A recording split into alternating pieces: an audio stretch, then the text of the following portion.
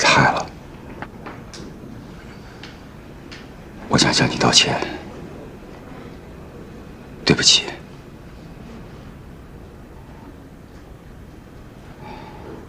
我以为你不会再回来，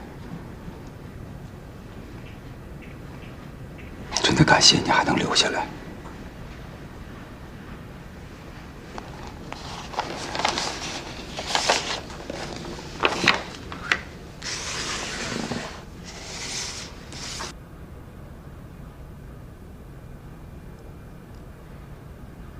你能听我的意见吗？说。无论你和任何人发生任何恩怨，都不要把大商公司的命运变成你负气发泄的工具。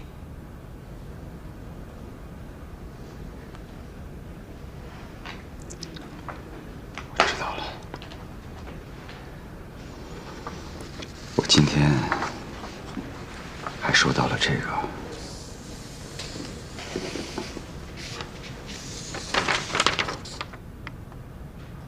自有袁卫东与潘之云自愿离婚，育有一女袁佳佳，7周岁，由女方抚养，由男方每月付抚养费。之云，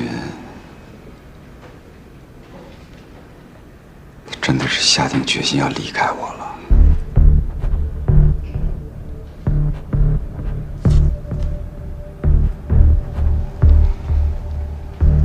你说她会嫁给唐季山吗？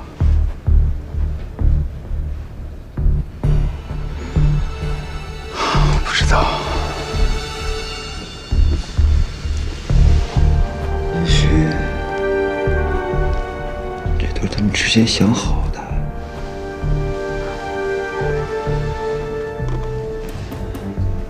唐季山啊，就是我命里的克星。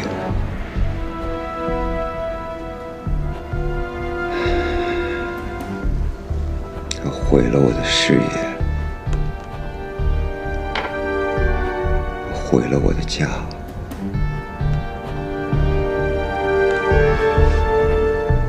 他把我生命中最珍贵的、最爱的人，一个一个抢走。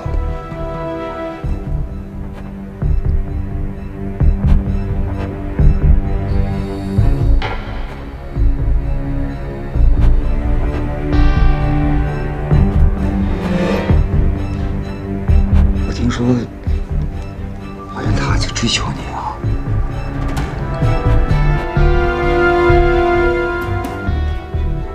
你要小心，他这个人特别狠，真的特别狠。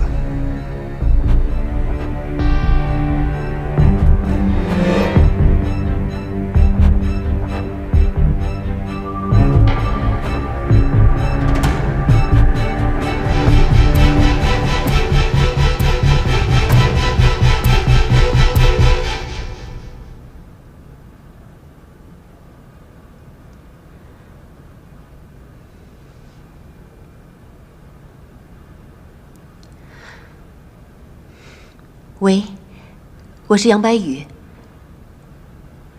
我能约您见个面吗？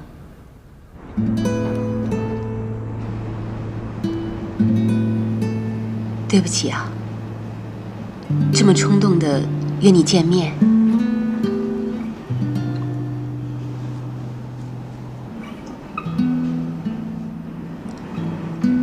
袁总的心情最近很差。我身为助理，这是我们的家务事儿，任何人都帮不了忙。那你为什么答应跟我见面呢？因为我很好奇，你是一个什么样的女孩。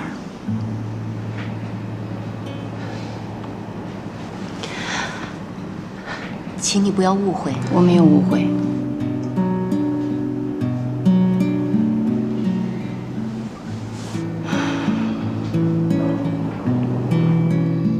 潘小姐，我没有经历过婚姻，可能我不了解。但是你们毕竟都有了孩子，如果没有什么原则性的大问题，为什么不克服解决它呢？孩子在一个不健全的家庭长大，是很大的伤害。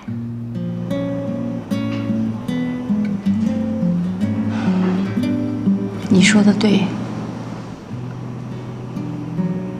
我尝试过，可是你不知道袁伟东的态度，他的那种特别冷漠的态度，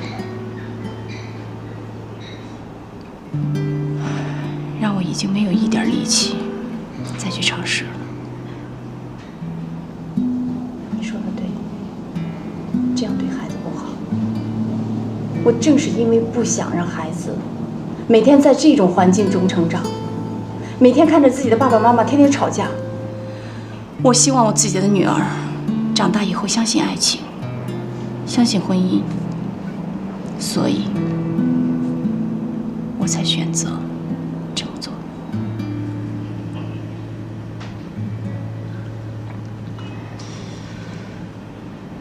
说实话，我很羡慕你，羡慕你们经历那么单纯的年代，那么单纯的爱情，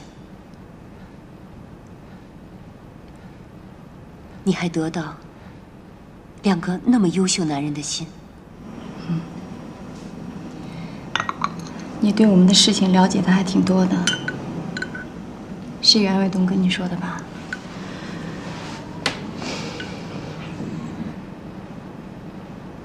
我是从我的角度来看，他真的很在乎你。可惜，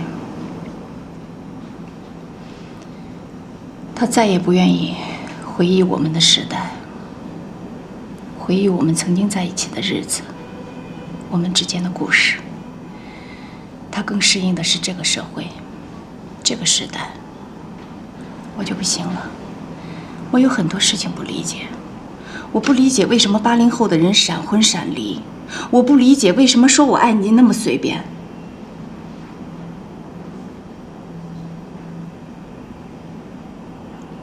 我不能够理解，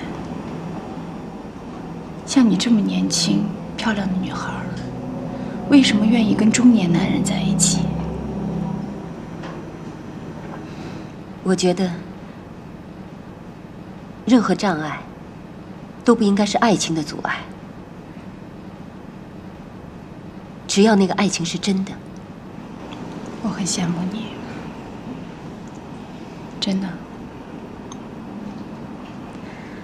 我羡慕你生活的这个年代，我羡慕你可以很真实。潘小姐，我能问你个问题吗？可以，你问吧。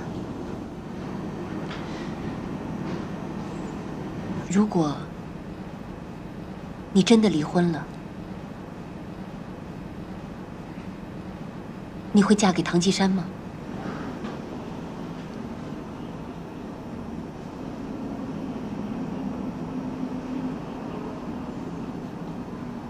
不会，我们2个已经没有爱情了。其实仔细想想，我们2个从来都没有真正的在一起过，从来都没有好好的相爱过。况且，他心里已经有了别人。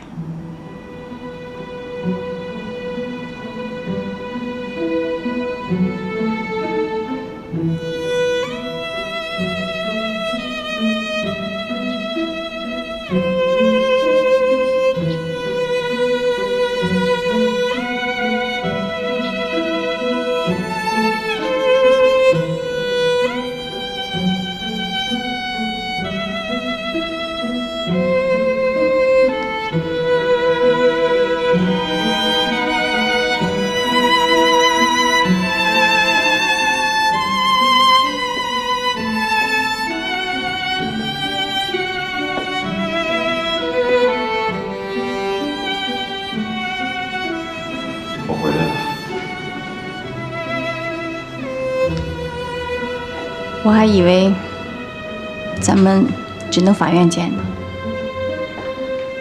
不过我还是希望你能够回来。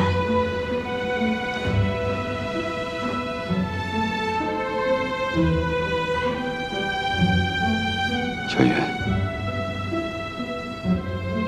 我真的不想这么结束。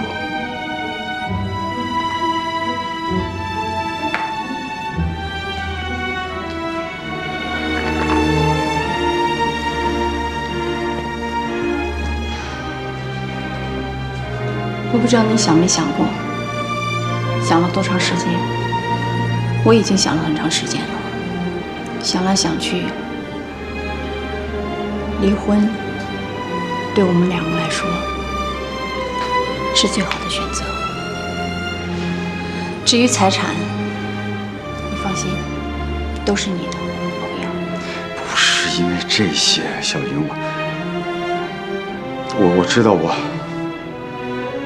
不仁，我混蛋！我那天在爸家里头，我跟你动手，我回来说那句话，我错了，我跟你承认错误好吗？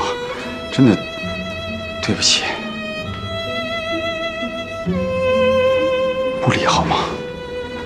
卫东，我不想让你再为这事纠结了。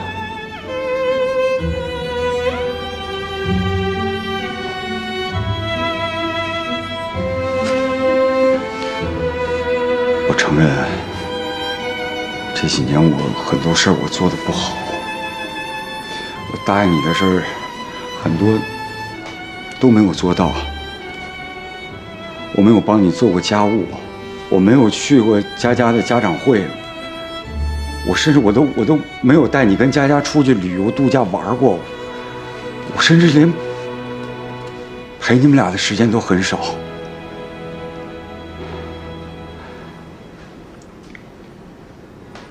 我知道这些我做的不好不够，你能不能再给我一个机会让我改？真的，我还在乎你。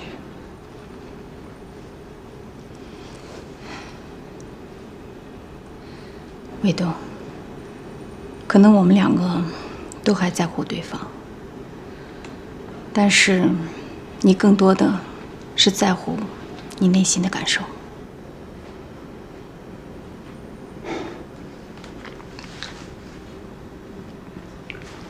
我内心的感受，真的，小云，我还记得你哥当兵的时候，把你托付给我，因为瑞敏只信我能给你好日子。你看现在这样啊，我算没有辜负他的嘱托吧？刚开始那会儿，咱俩多难呐！唐金山进监狱了，你哥在医院里躺着，一边是催债的，一边是催药费的。可就算这么难，我不都给咬牙给扛下来了吗？为什么呀？小云，我答应过你，我这辈子不会让你再为了钱、为了生活而去奔波。我要让你跟佳佳过上好日子。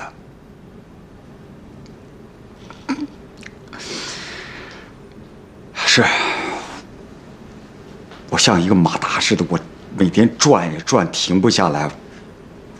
不是我不想停，我是不敢停。我怕有一天我停下来以后，这些什么都没了。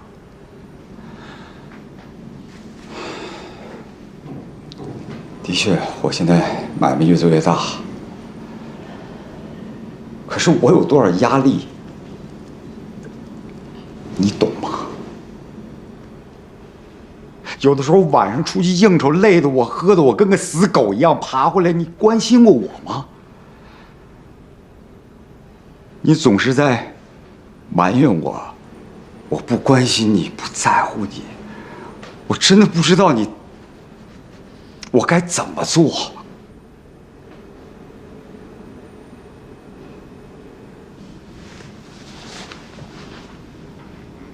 我跟你一样。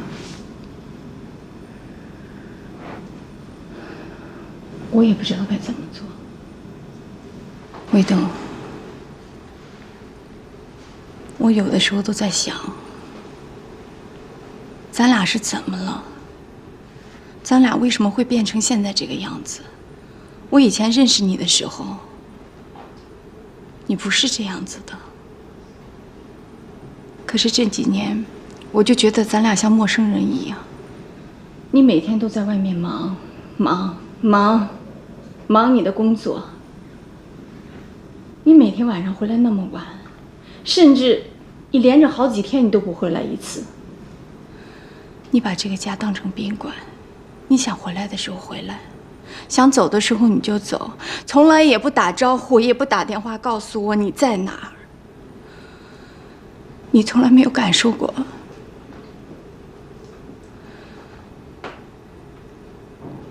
你从来都没有想过，我还是不是你的妻子？你从来没有感受过我的感受，这些我都不在乎，我可以忍。可是你想过佳佳吗？你想过你自己是有孩子的人吗？你从来没有想过，你从来你连佳佳你都没有关心过。对不起，小云，真的对不起。我承认我很多事儿我没做好，我近期一段时间我很多事儿真是没做好。我本来不想告诉你的，你知道我公司最近出大事儿，如果能扛过去的话就扛过去，如果扛不过去的话，什么都没了。以后我就可以踏踏实实的在家陪你了。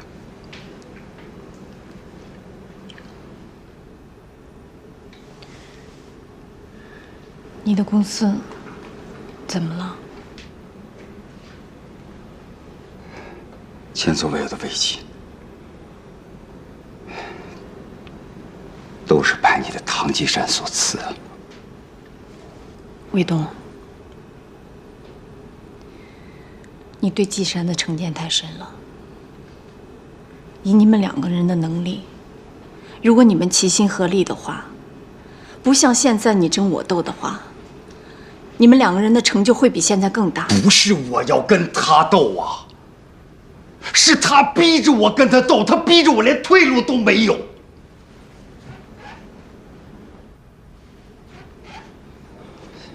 行，咱不谈他行不行啊？咱不用为了他，咱们两个闹别扭，真的是不值当的，好吗？真的，真的，我求你了，以前我做错的，我以后一定改，真的。我们不要再折腾下去，不要再闹了，好吗？我现在没有心思去想这些事情，好吗？离婚是两个人的事儿，不是你一个人的事儿，不是等你什么时候有时间了，你想好了咱们再去做的事情。别再等了，离。小云，你真是铁了心的就要跟我离，就过不下去。我承认错误了，你到底要怎么样才行啊？卫东，我有个问题，以前我就想问你，我想知道，你究竟是因为真的爱我才娶我，还是因为想跟唐季山争？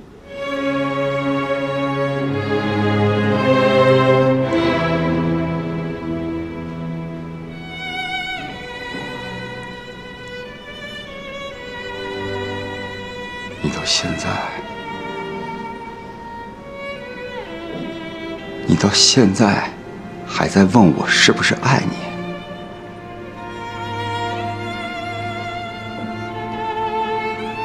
你跟我离婚是为了他吗？梁卫东，你想什么呢？哎，说来说去，你还是因为这个问题是吗？回答我，你还是，请你。不是。真的不是吗？我再跟你说一遍，不是。袁卫东，我跟你说，就是现在咱们离了，你也没有输给他。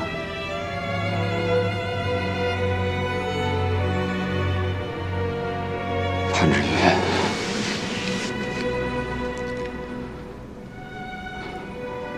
你是不是就觉得我不跟你离婚，是因为我怕输，是吗？离他妈就离，离就离。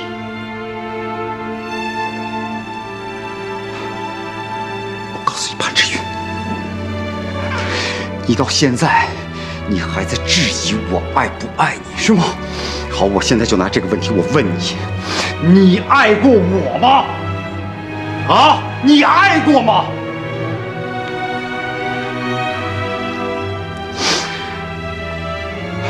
你总是说，现在你觉得我越来越冷淡啊，我不爱你，不在乎你，觉得我越来越跟你没默契，不够关心你。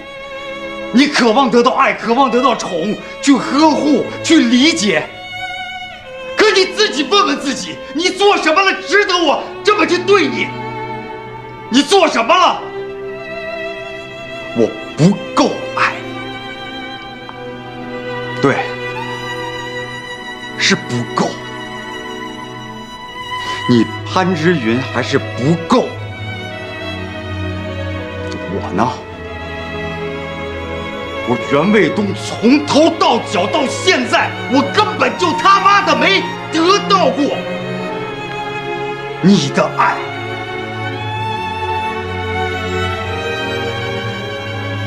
既然今天到这儿了，把话都已经说到这个地步了，我告诉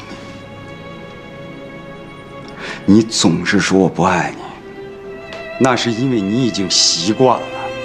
你已经习惯从小到大像一个公主一样的被我宠着，被我惯着，被我爱着。我告诉你，我累了，我也不奢求我这辈子还能得到你的爱，我只想能跟你平平淡淡的、大帮结伙的把这日子他妈的给过下去。可你呢？啊？你要跟我离婚？而且你拿出的理由竟然是说我袁卫东他妈的不够爱你，你真行！离吧，离，都给你，随便。明天就去法院啊！等会儿，谁呀？唐继山吧？喂？什么？瑞敏醒了。你好，怎么了，医生？我们刚刚做了一次反应测试，病人并没有醒来。那你们电话里说的是什么意思啊？对啊，我们发现输液架移动了一下，我怀疑是病人移动了，所以我给他的脑液做了一次检查，其活跃性跟正常人差不多，但是反应测试和应急性测试显示，他并没有醒过来。不是你别跟我说什么脑液这些，我不懂，到底有没有这个移动过啊？你不能说是让我们病人家属这么担心吧？我们这儿只有一个护工，他可能是看错了，而且还有很多脑液正常的依然昏睡这样的病例。你看他现在恢复的也不错了，我觉得你们应该趁热打铁，应该常来看看他，多喊一些他的名字，这样呢有助于他醒过来。就这样了，再见啊。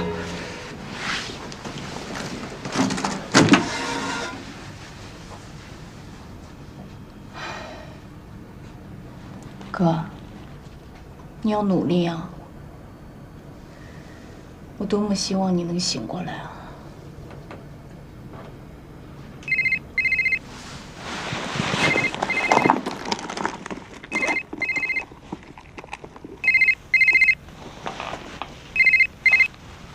喂，爸，怎么了？哦，好，我跟他说两句。佳佳，怎么了？佳佳又惹爷爷不高兴了？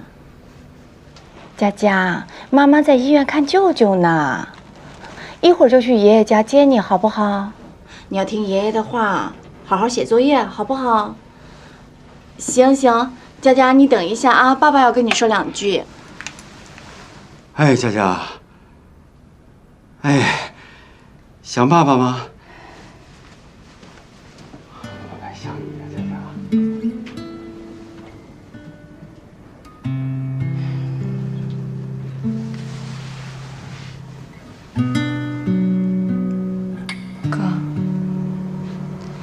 有件事情，我特别想跟你说。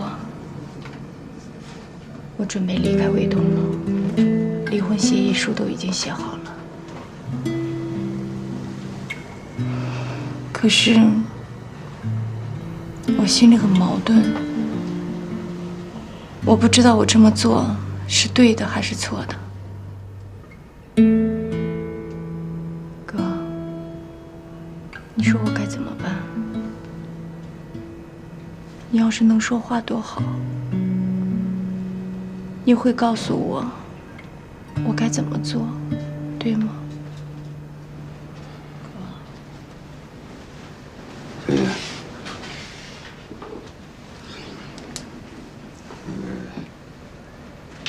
你回去看一下佳佳吧，挺好晚上的了，老爷在那边一个人折腾不过来。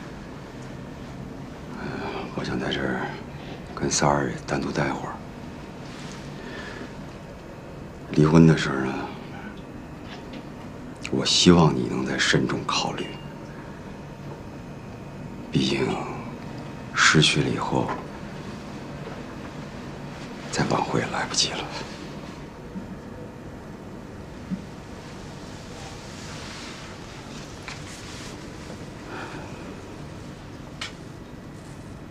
那我先走了。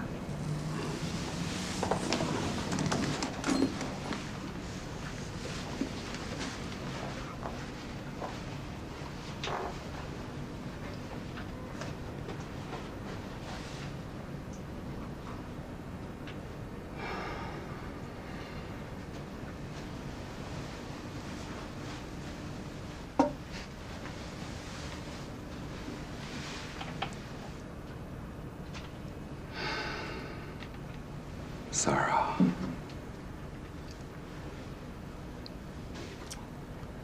你真是让我虚惊一场。其实，二哥现在特想让你醒过来，想让醒过来帮帮我，去劝劝小云。真的，两个人在一块儿不容易。这么多年了，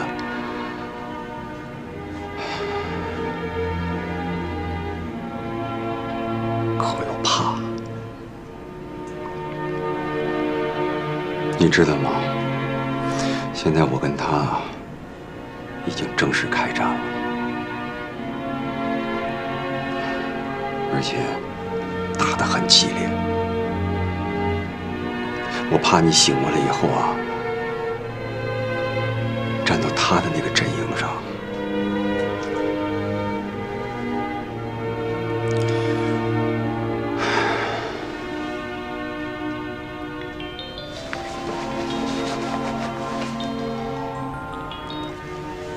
喂，你好，我袁卫东哪位？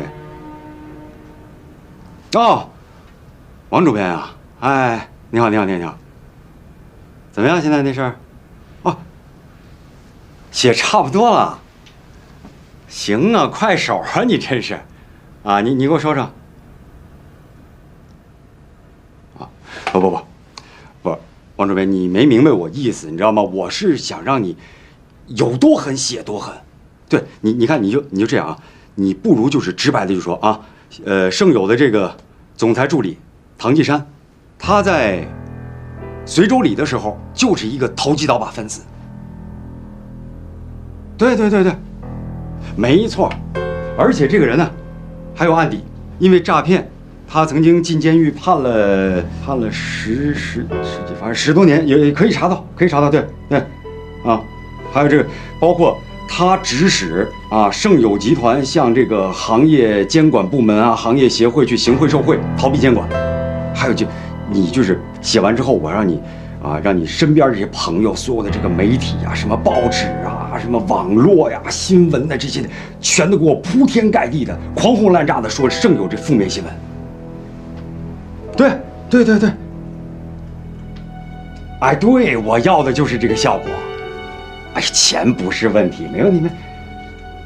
这样，那个等第一批的新闻出来之后，马上那50万我转给你，好不好？好的，你还得再。必须，对，要多狠有多狠，就要写的他们盛友完全就。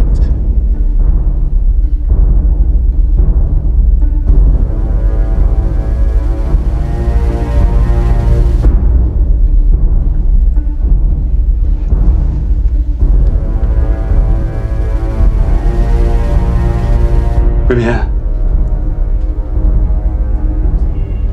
三儿，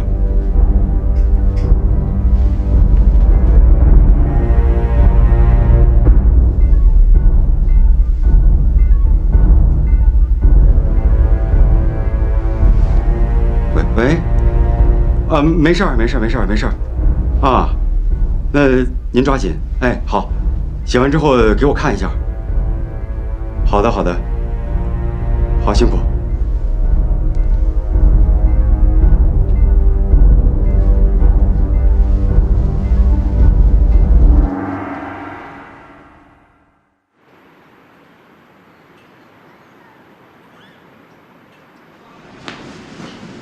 哎，马哥，你怎么在这儿？你来了啊？出事了。出什么事儿了？有人说，盛友的高层是诈骗犯，盛友逃避监管，涉嫌行业贿赂。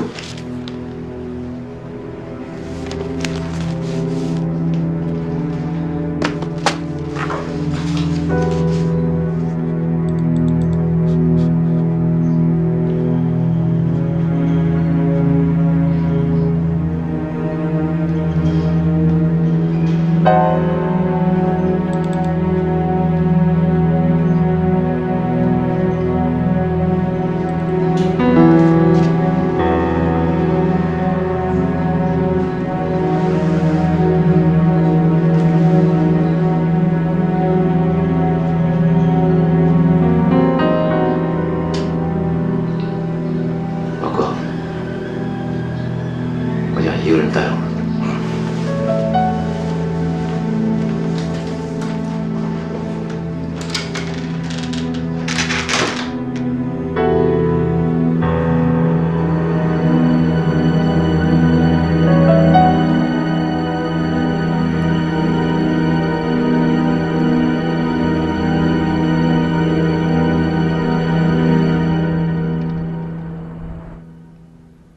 袁总，半月，怎么了？喂，你好。哎，看了。哎，真的写的非常好，我要的就是这个效果。还要继续哦，啊，我再给你加5万。好的，好。白宇，你不是想当战士吗？当战士就不能怕刺刀见红。我不怕刺刀见红，我是怕见不得光。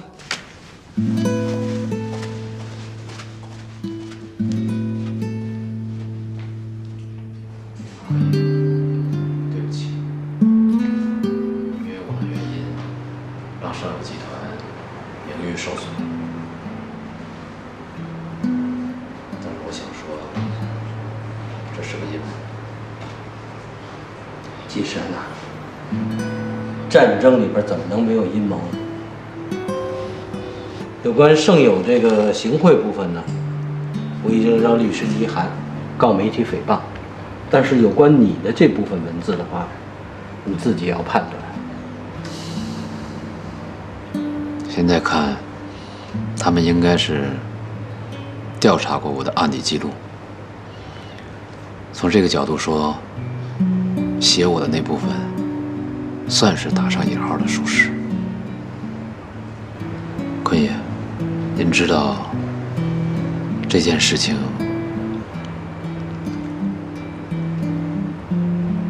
是我替我的兄弟潘瑞民扛下来的，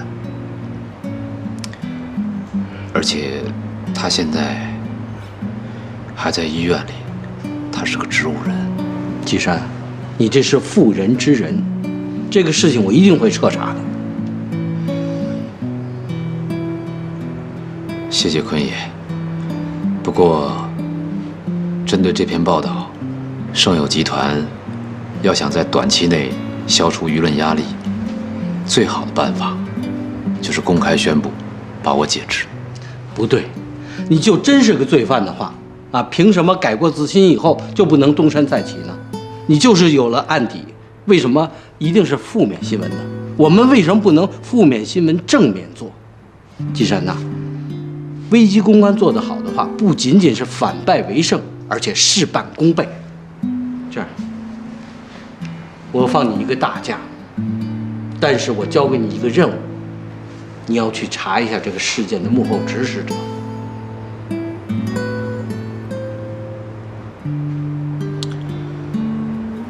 坤爷，我不想查。季山呐，当有人伤害你以后，你可以选择网开一面，但是首先要网住他。我更希望你学会绳之以法，狠下心来，是男人自己和自己的战争。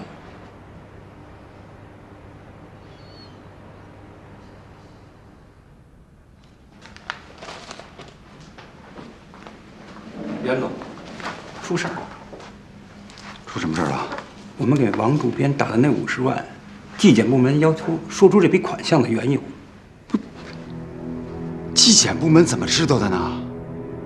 我不跟你说了吗？你这事一定要小心再小心，怎么呢？你不能从咱们这你子公司从哪儿给这笔款都行。哎呀，你出去吧，出去吧。怎么了，白云？我还有坏消息，钟俊龙的事情越抖越大，纪检部门已经正式移送检察院了，他们可能要袁总配合调查。凭什么呀？啊？凭什么他们让我去我就去啊？钟俊龙那疯狗在那咬人，我凭什么我不认识钟俊龙我不去？这件事情我看你躲不了了。我刚刚看了一下合同，我们跟钟俊龙确实有一些违法的事情。到时候他们找你配合调查，希望你实事求是。我们是民营企业，为了要扩大规模，不得已才打了擦边球。我们现在必须马上想办法堵窟窿，把问题重新解决。最该解决的就是唐季山，所有这一切全是他在里头闹腾的。唐季山，他想玩死我，他想让我进监狱，我能让他得逞吗？啊，不能！我一定要赢，我要赢，我要让你看，我比那唐季山更牛。你看着吧。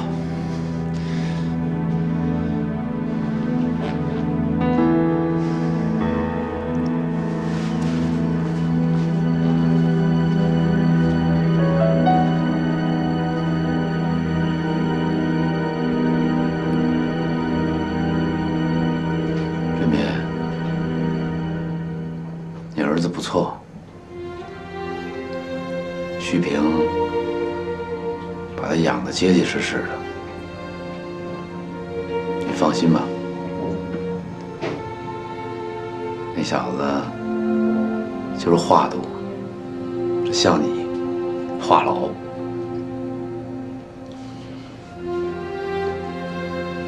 我最近也挺安静的，一直在家陪我妈。因为我被人曝光了，把我坐牢的事儿给爆出来了，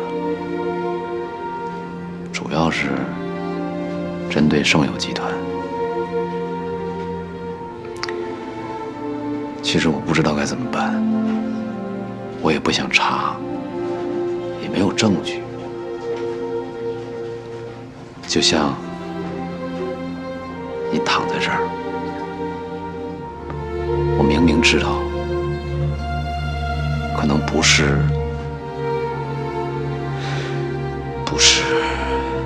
你自己造成的，可是我没有证据。先不想了，这样安安静静的也挺好。